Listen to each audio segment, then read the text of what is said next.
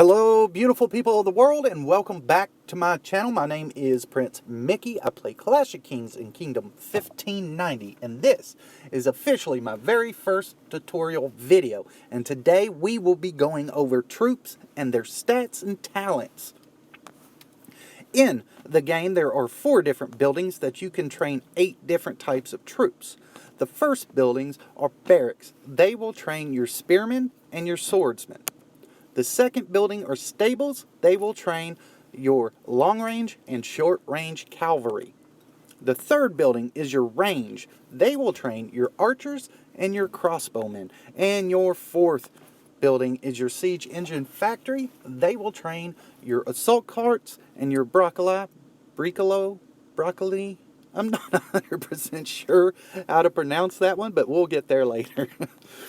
So let's go ahead and jump here into your barracks. As I said, 2 different types of troops. Your swordsmen here and your spearmen here. Now each troop on all 4 is specifically designed for either attack or defense. The best way to figure out which one is best for the attack or defense is to hit the exclamation point up here in the top left next to the have.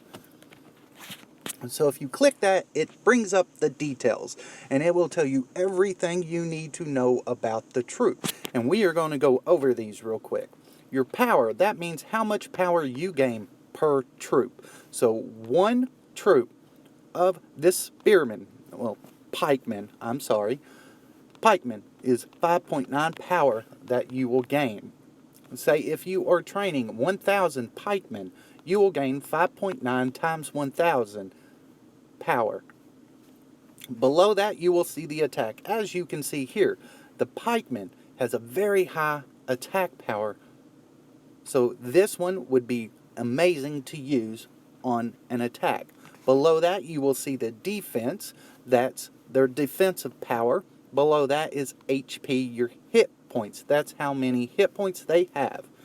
Below that is the speed. This is marching speed. How fast they get from point A to point B. Think of it as a grid.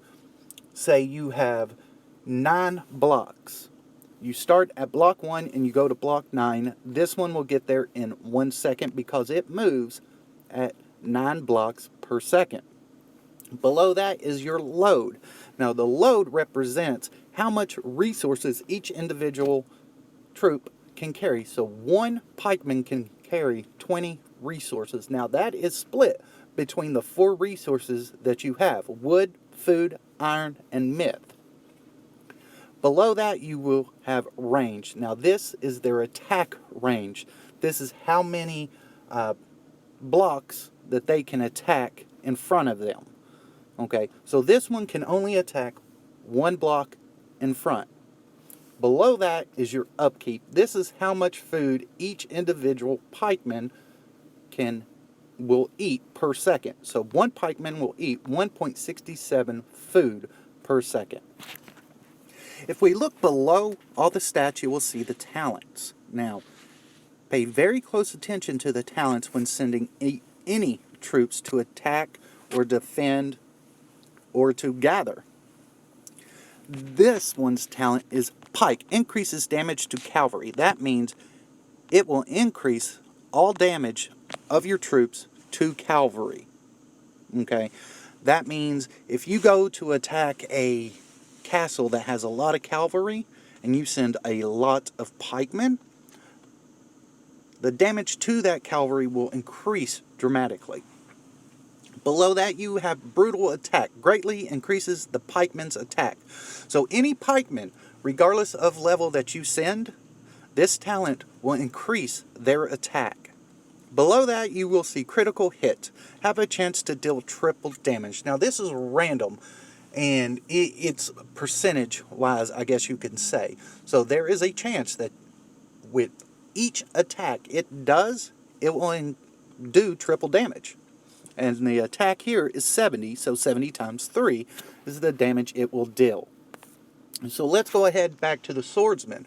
Now the swordsman, as you can see, has a very high defense. every single swordsman has a high defense but a low attack. And every single pikeman or spearman has a high attack but a low defense. So going by the stats, you can tell that the swordsmen are your shields. They are your defensive units, and those are the ones that you want to send when reinforcing or defending, or to just be cannon fodder so your other troops do not die. And the talents here, shield, reduces damage from archers and crossbowmen. So their talents will reduce any damage done from archers and crossbowmen. Below that, iron armor greatly increases defense. That means if you send T7 guards, your defense will automatically greatly increase. Below that is grit, greatly improves HP, your hit points. So sending T7 will also not only increase the defense, but will also increase the hit points of all your troops. Let's go over here to the stables. Now, as I said, you have your long range and your short range cavalry. Now this one is a short range. As you can see, it has range 1. It can only attack one block in front of it. If you look at its talents, charge, a chance to attack enemy ranged troops. That means it actually has a chance to go more than just one block ahead of it if they have ranged troops. Deadly March greatly increases march speed. As you can see up here, the speed is 14 already. That means it can go from block 1 to block 14 in 1 second. And Deadly March will actually increase all of your troops' marching speed. Then it has Dodge. Have a chance to miss damage. That means any attack done on this one, you have a chance to miss it. So now for your long range cavalry. As you can see, the range here is 4 opposed to the range 1 there. That means it can attack 4 blocks in front of it. And again, it has charge, deadly march, but there's a new one, resource battle. Get resources battle attack bonus. That means you have a chance of actually taking more resources when you win an attack, a siege attack. So let's go over here to your range. See there, as I said, there are your archers and your crossbowmen.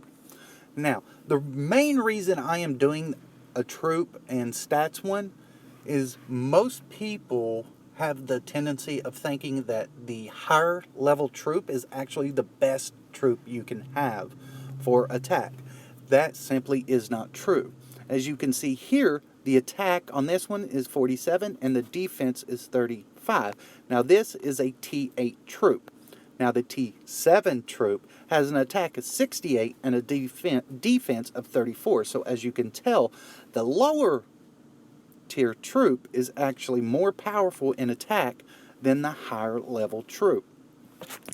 And the talents on the archer, double attack. That means your double attack speed is increased. That means, say, one troop usually attacks 1 time per attack. This one will allow it to attack twice per turn. Then you have puncture.